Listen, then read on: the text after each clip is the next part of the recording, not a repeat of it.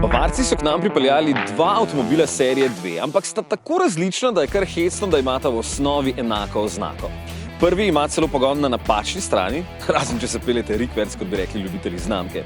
Active Tourer je bolj uporaben in ima zelo lepo futuristično armaturko, drugi pa je dvojka coupe, oblikovni posebnež, ampak z zadnjim pogonom. No, tudi štirikolesnim, če vzamete M240i.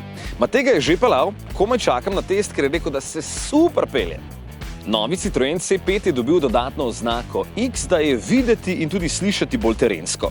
Tudi bolj dvigane od tal, da vas bodo sosedje lažje opazili, vi pa se boste lažje tolažili, da vas zdaj ob stopanju manj boli hrbet.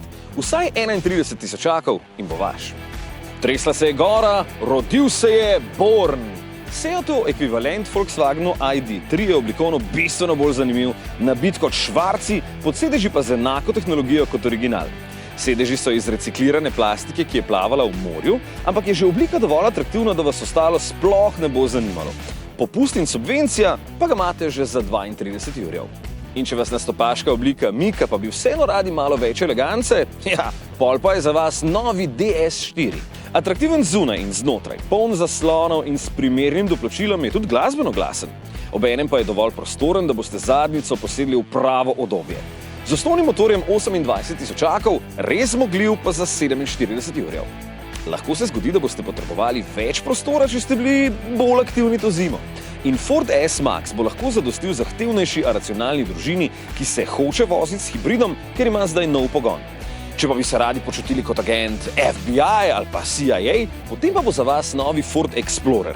Gmota na kolesih je prostorna, zunaj zajetna in težja od manjšega afriškega slona. Ima pa tudi več kot 450 konjev, če je to za vas pomembno. Ok, še ena malo bolj racionalna. Honda HR-V je majhen, a vseeno prostoren avto in spredaj brni povprečno zmogljiv hibridni sklop. No, brni bencinski motor, elektromotorja se praktično ne sliši. Oblikovno je kar nastopaški in skoraj 20 cm oddaljen od tal, zato vas tudi tukaj ob stopanju ne bo bolel hrbet. A ti, ko si hondoid oziroma hondaš, a tebi se dopade? Ja, zakaj se mi ne bi? Ja, ne vem, zato ker nima zadaj velikega spoilerja. To bo to, ja. Kaj pa Sportič, a ti je všeč? Ne. Zakaj ne? Zato, ker mi ni všeč oblika zračnikov noter v kabini. Čeprav, mislim, ja, zdaj dober je. Dober je. To je dober. Oblika zračnikov. A ti je všeč oblika mikrofona, ki ga imaš? Ne. No, pa je dober mikrofon. Ja, dober je. Ja.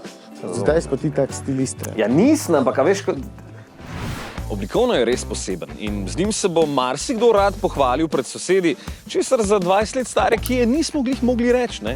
In peta generacija modela Sportič dokazuje, da je bil napredek v tem času izjemen, tudi tehnološki, ne samo oblikovno. Zadnji po abecedi pa je Volkswagen Taygo, nekakšen križanec med križancem, kupejem in klasično kombi limuzino. Če bi bil pes, bi rekli, da je mešanec, ampak ta ima popoln Volkswagen rodovnik, po ceni in po velikosti pa je nekje med polom in T-crossom. In vse te avte bomo imeli kmalu na testu, nič bad, takrat bomo povedali še bistveno več.